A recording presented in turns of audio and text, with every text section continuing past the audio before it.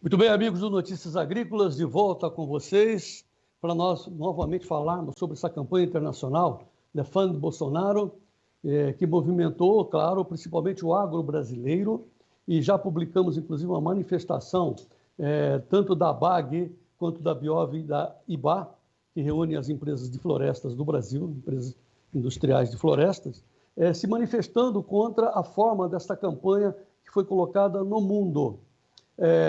Agora nós estamos ao vivo com o presidente da BAG, Marcelo Brito, a BAG que faz parte, junto com a Biov e a IBA, da Coalizão Brasil Clima, Floresta, Agricultura, que reúne mais de 50 empresas do agronegócio, as mais importantes empresas do agronegócio.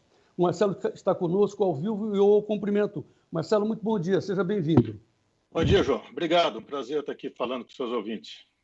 Muito bem, Marcelo. Assim, nós fizemos a manifestação de vocês, dessas três entidades, a BAG, a Biov e a IBA, sobre esta carta, e agora nós abrimos espaço para que você pudesse fazer outras considerações. Por favor. Então, João, é interessante porque é o seguinte, a Coalizão Clima, Floresta e Agricultura foi fundada antes da COP de Paris, e ela foi fundada por associações do agro, como a Sociedade Rural Brasileira, como a Única, como a BAG, tá? E várias outras ONGs, porque o medo era o seguinte: o agro tinha medo que o governo brasileiro fizesse compromissos difíceis demais, o setor ambiental tinha medo que o governo fizesse compromissos fracos demais. E toda vez que isso acontece, diz o ser humano inteligente que a melhor coisa é sentar em volta de uma mesa e criar algo que possa ser construído junto. E assim foi criada a coalizão.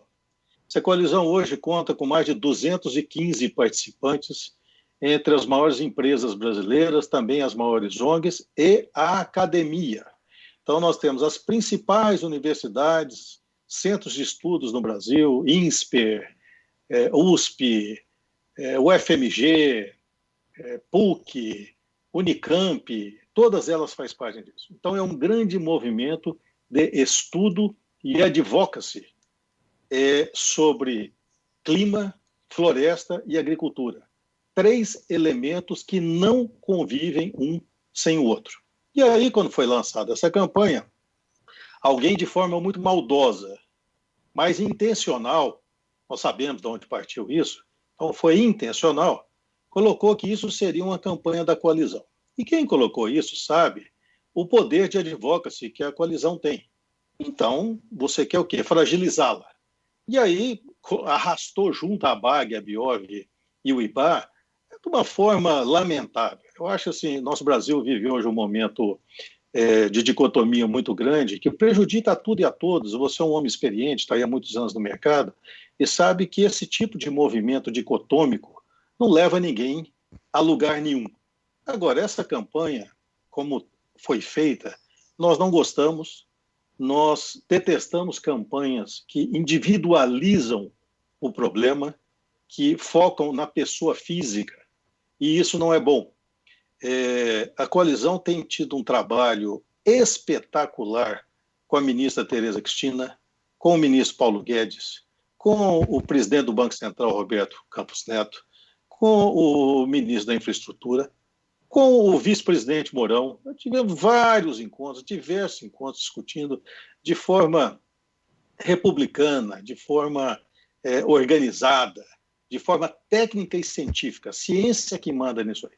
Então, quando a gente sai desse campo de negociação republicana, honesta e aberta, aí fica muito difícil. E aí eu posso falar aqui em nome da BAG, posso falar em nome do IBA, e em nome de todas as empresas privadas que fazem parte da coalizão. Nós não concordamos com esse tipo de campanha. Inclusive, no manifesto, vocês dizem que ficaram absolutamente contrariados com a forma dessa campanha, e que a gente percebe que a campanha, nós fomos procurar a origem da campanha, ela veio lá de Nassau, das Ilhas Maurício, evidentemente que ali fica a sede do Greenpeace. E vocês foram informados da campanha ou não, Marcelo? Não fomos informados. Só para lembrar o seguinte, essa campanha ela tem como assinatura master da Associação Brasileira dos Povos Indígenas e co-assinatura do Observatório do Clima. O Observatório do Clima já foi membro da coalizão no passado, mas por não concordar com o nosso modelo de tratar tudo em volta de uma mesa, negociando, discutindo e vendo as melhores opiniões, eles saíram da coalizão e seguiram sua vida própria. Tá? Então, nós não temos nenhuma relação com eles, não fomos avisados, não fomos comunicados. Se tivéssemos sido, talvez teríamos tentado tomar alguma ação proativa em relação a isso, mas não fomos, não ficamos sabendo. Tomamos conhecimento da campanha da mesma forma que vocês tomaram conhecimento.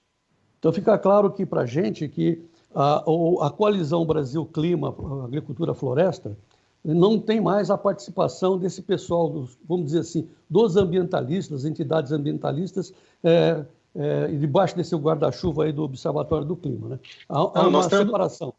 Nós temos várias ONGs dentro do processo da coalizão. Eu acho que tem até algumas ainda ligadas ao Observatório do Clima, tá? Não oficialmente, mas fazem parte desse processo.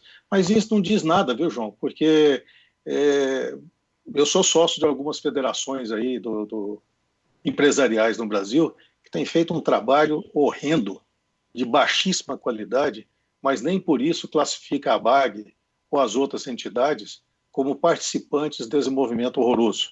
Então, uma coisa é você participar para poder mudar, e outra coisa é você fazer a ingerência. Existem duas ONGs que fazem parte da coalizão, que são partes aí do Observatório do Clima, que ficaram tão chocadas contra nós porque rigorosamente não foram comunicadas sobre essa campanha.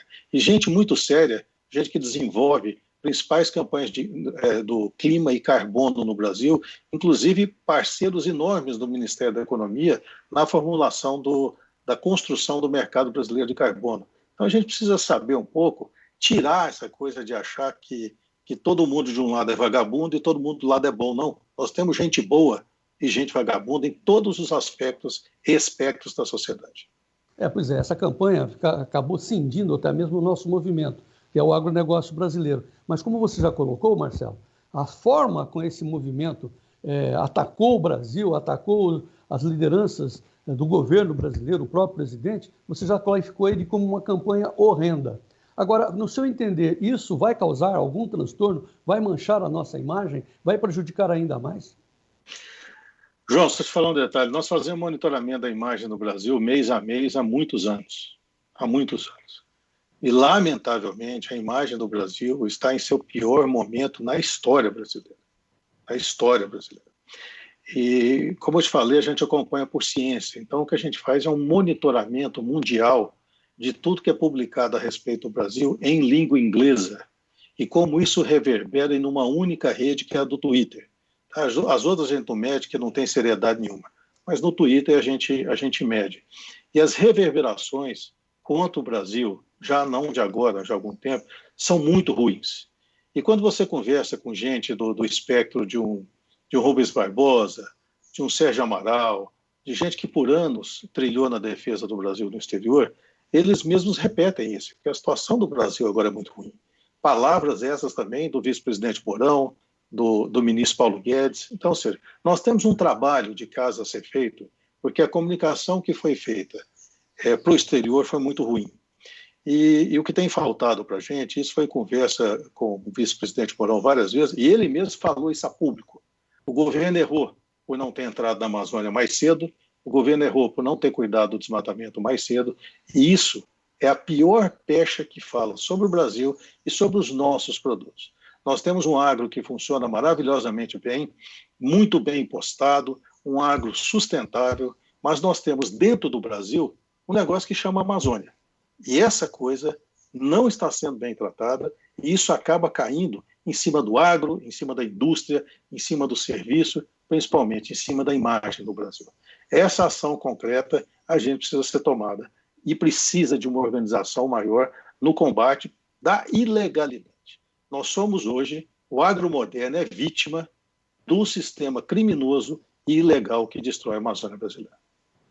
Bom, então vamos focar nessa parte realmente da realidade dos fatos. Porque uma coisa é o diz-que-diz-que, campanhas de marketing contra o Brasil, que eu imagino, eu também acho que você deve imaginar que há outros interesses, mas vamos focar no fato Amazônia. Você considera que a realidade é ruim mesmo ou é apenas uma entre aspas, uma forçação de barra? João, você sabe que eu conheço muito bem lá, eu trabalhei 25 anos na Amazônia, tá? E eu fiz diversas amizades nesse período, de gente que faz parte dos governos estaduais, de gente que trabalha no IBAMA, de gente que trabalha nos governos federais. A gente tem que lembrar o seguinte, por cima da Amazônia passam dezenas de satélites todos os dias. E essa medição ocorre todos os dias. Então fica muito difícil você lutar contra a matemática e contra satélites. Nós temos, efetivamente, um grande aumento do desmatamento a partir de 2012, ele veio seguindo e ele continua aumentando ano após ano depois de 2012. Tá? E isso apontam todos os satélites e todos os sistemas que monitoram lá dentro. E a gente precisa lembrar de outra coisa, viu, João? A gente fala de desmatamento como se fosse uma coisa simples. Para você desmatar 1 hectare de terra, te custa de 800 a 2 mil reais por hectare de custo de operação, isso dependendo da densidade da floresta que você está devendo. Se você multiplicar isso aí pela área desmatada do ano passado, nós estamos falando que foram gastos entre 800 e 2 bilhões de reais para fazer o desmatamento daquela área. Mas aí tem gente que acha que quem faz isso são os pequenos produtores. Se você pegar o censo agropecuário do IBGE e você pegar todos os pequenos produtores da Amazônia brasileira e dividir esse valor por todos eles, nós estamos falando que, em algumas hipóteses, cada produtor dele tem que investir 39 mil reais por hectare para fazer um desenvolvimento. Você acha que isso aí é factível? Você que conhece a estrutura financeira dos pequenos produtores do Brasil? Não, isso é coisa de gente grande, isso é coisa de bandido, isso é coisa de grileiro de terra, isso é coisa de marginal. Está acontecendo, está sendo captado pelos satélites. Detalhe, não está sendo captado por imagens do exterior, não, está sendo captado pelo INPE. Tá? É órgão do governo federal que mede isso há muitos anos e tem reconhecimento internacional pelo trabalho que fez. Tá. Isso não se confunde, Marcelo, porém, com o direito que os produtores e proprietários de terras também na Amazônia têm com base no Código Florestal, né? Porque é aquela história dos 80 e 20, preserva 80 e usa 20. Para usar 20 tem que desmatar. Não, não se confunde. É ilegal? Pois não. Não se confunde, João, sabe por quê? Foi feito um levantamento também das licenças concedidas para desmatamento. E, lamentavelmente, 99% do desmatamento é ilegal, não tem licença de expedição. E a gente tem que lembrar que tem áreas da Amazônia que são zoneadas, que tem zoneamento agroecológico, que você pode desmatar 50%, não é só 20%, pode desmatar 50%, dentro das áreas de zoneamento agroecológico.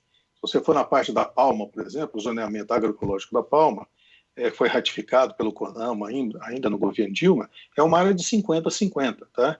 Então, assim, não misturemos isso. E o setor privado, o setor do agronegócio sabe que esse é o mal, porque o agronegócio moderno, legal, decente, não desmata. Quem está desmatando é a parte legal, é a parte da criminalidade. O governo sabe disso, o Conselho da Amazônia sabe disso, o Ministério do Meio Ambiente sabe disso, o Ministério da Agricultura sabe disso, tanto, que o governo resolveu montar o Conselho da Amazônia justamente para reunir todos esses ministérios e ter uma ação mais efetiva. Mas, lamentavelmente, por falta de orçamento, nós estamos passando uma pandemia, a situação financeira do país é difícil, a situação econômica é difícil. Então, só agora, dia 15 de agosto, foi liberado realmente o orçamento, o dinheiro necessário para que o Conselho da Amazônia faça seu trabalho fiel. E eu tenho muita confiança e coloco muita confiança no vice-presidente Mourão, que nós vamos terminar o ano num processo de redução do desmatamento, e o ano que vem vai continuar reduzindo, e essa é a ação concreta que o Brasil precisa. Porque se a gente conseguir reduzir o desmatamento, ninguém mais segura o agro brasileiro e ninguém terá o que falar da gente se a gente continuar produzindo bem, como a gente produz, e ainda combatendo a ilegalidade e diminuindo o desmatamento. Pois é, nós fomos informados, né, Marcelo, você também é evidente, que o governo está atuando na Amazônia, pelo menos o último número que me chega, que aplicaram mais de 500 milhões de multas na tentativa de conter esse desmatamento ilegal. E aí a solução, segundo a gente ouve também por parte do governo, é que ela se daria através da regularização fundiária, né, da medida provisória da regularização, que foi taxada injustamente, né, também de uma maneira sacana, como MP da grilagem. Diz o governo que no momento que você legaliza a propriedade, você pode também nominar a pessoa como responsável por um possível desmatamento. Essa seria a solução por parte do governo. A BAG também vê assim, Marcelo? Não, vemos assim, nós emitimos até um documento favorável à aprovação da MP 911, tal qual o relatório do deputado José Silva, que foi um relatório muito bom. Tá? Agora, a regularização fundiária, a gente precisa dar 2 passos atrás, João, e analisar o seguinte. Quando uma propriedade registra um CAR, tá? Você tem que entrar com um CPF e com um CNPJ.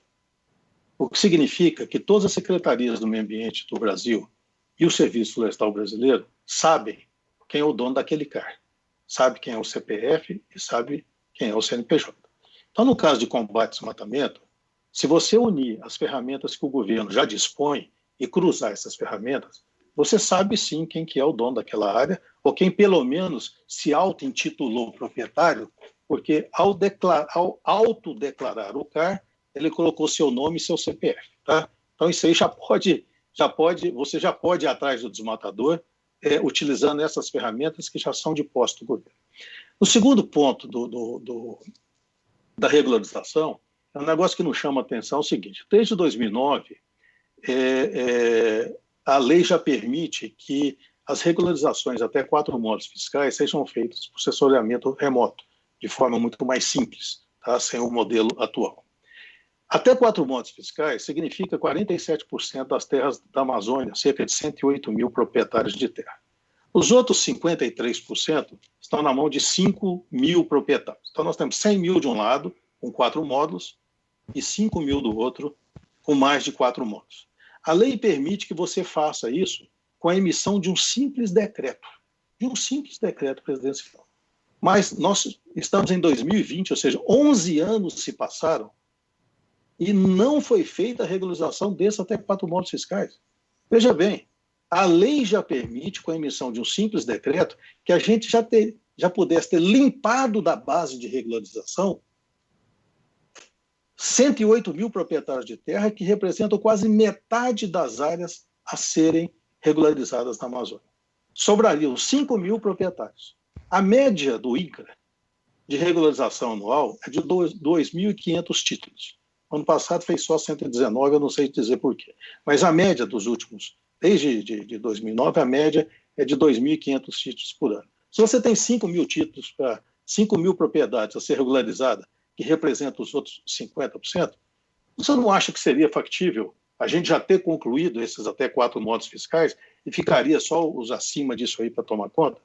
Então, veja bem, a gente precisa parar de criar discursos de um lado e discursos do outro e ir direto ao fato. A ministra Tereza Cristina sabe disso, tanto que ela falou que vai emitir esse decreto agora, porque ela quer limpar da base esses 4 modos fiscais. Nós vamos regularizar metade da Amazônia fazendo isso. Metade da Amazônia. Então, assim, eu te pergunto, por que os governos anteriores não fizeram isso? Não tomaram essa providência? Então, a questão de regularização fundiária, ela precisa sair do espectro político da discussão e entrar no espectro de governança. E ao entrar em governança, a gente muda o foco. Hoje todo mundo fala de ESG, ESG, ESG. Pô, ESG, todo mundo sabe o que tem que fazer no E, no S, mas na hora que chega na governança, a gente pega. Como é que está a estruturação do INCRA nos estados da Amazônia? Dá conta de fazer? Você tem visitado alguma superintendência do INCRA ultimamente? Eu te convido a Notícias Agrícolas, fazer uma visita a diversas superintendências do INCRA na Amazônia e você vai se surpreender com a situação deplorável que esses trabalhadores, bravos trabalhadores brasileiros que estão lá tentando fazer alguma coisa no aspecto fundiário brasileiro, o que eles têm de estrutura para trabalhar. Então, é muito fácil o Congresso criar uma lei, mas sem conversar com o Executivo para saber se o Executivo pode executar essa lei.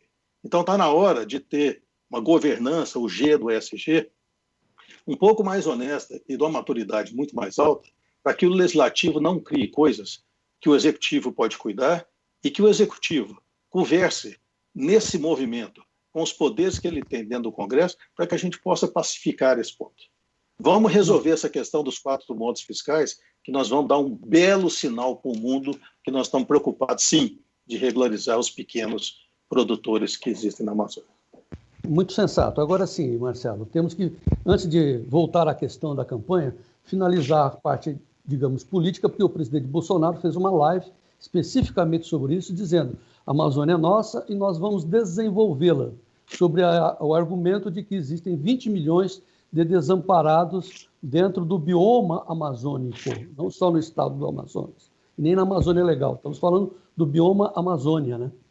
E aí 20 milhões lá de dentro. Você sabe que das principais reivindicações, a gente vê a questão de Roraima, que é passar um leão de energia para dentro de uma área de reserva, a gente vê a ligação e asfaltamento da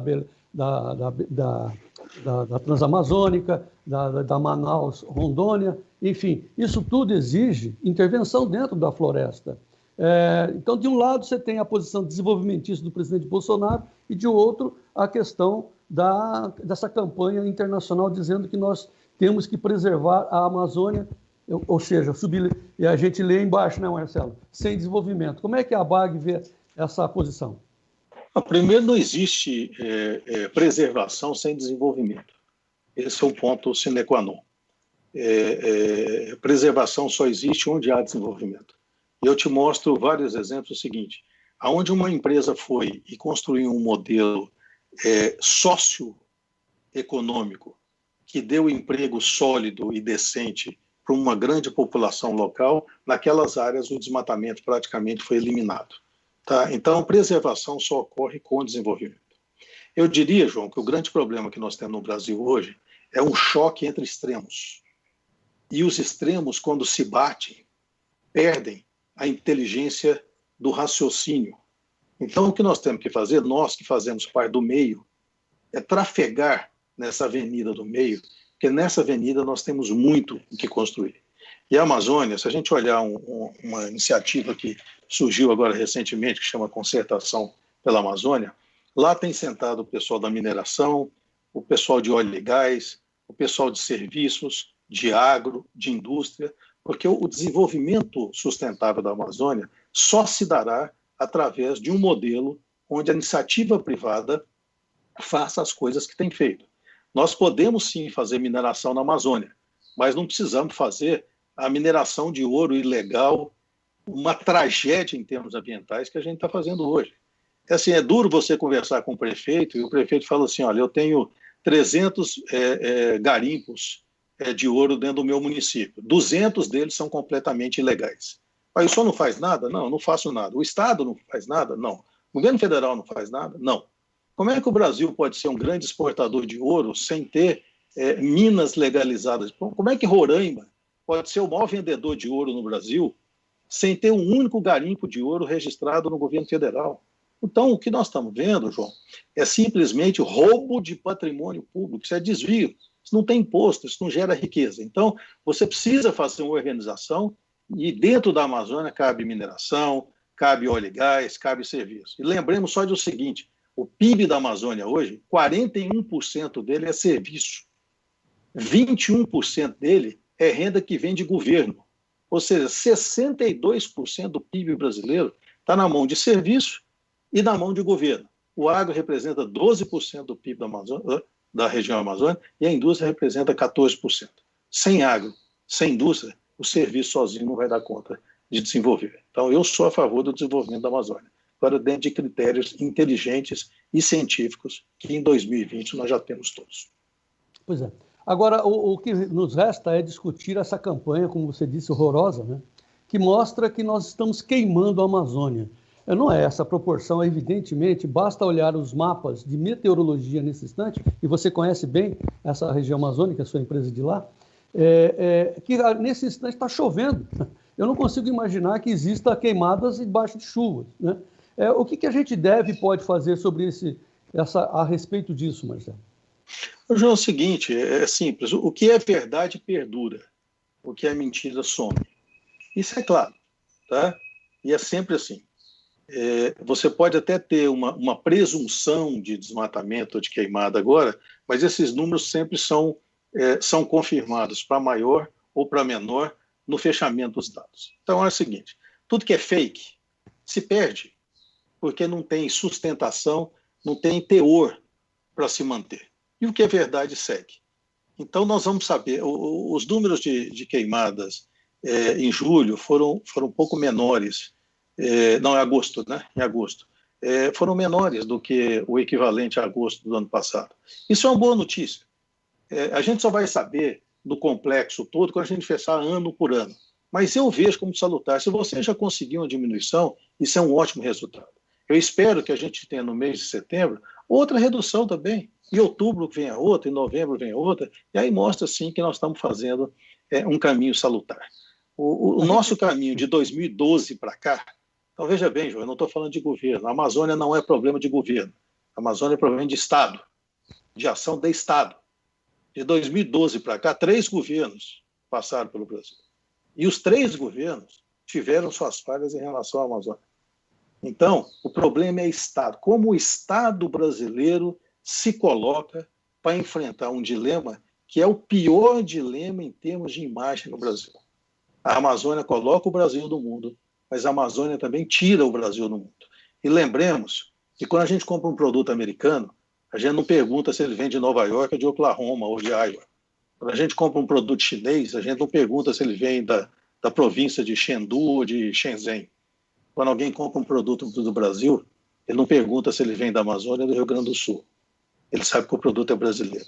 Se tem algo que está prejudicando a imagem brasileira, vamos trabalhar juntos, sem fake news, sem campanhas horrorosas, mas trabalhar com inteligência para melhorar aquilo que afeta o que nós temos de mais sagrado, que é a marca Brasil.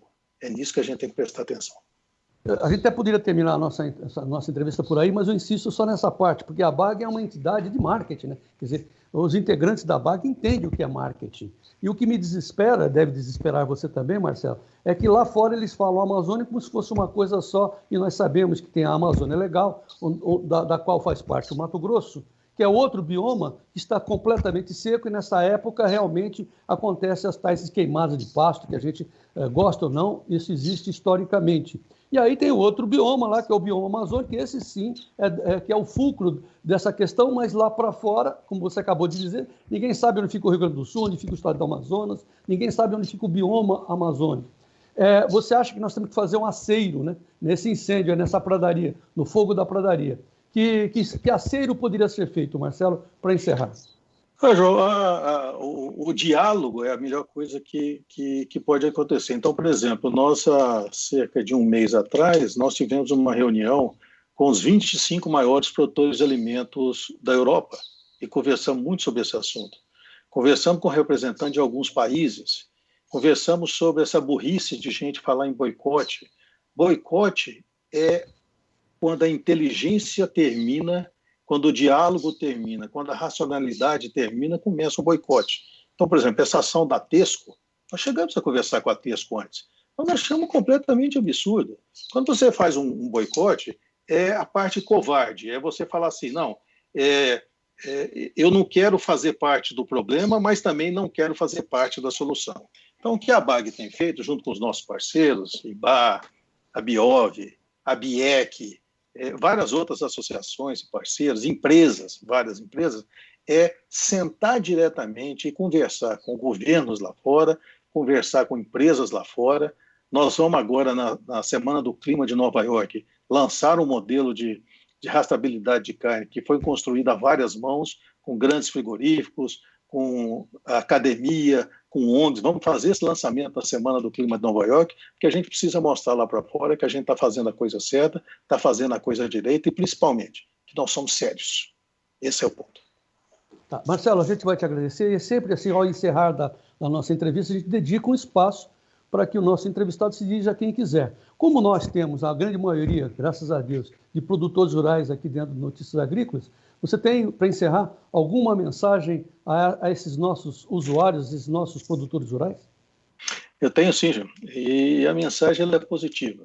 O agro brasileiro tem feito um trabalho fantástico, tá?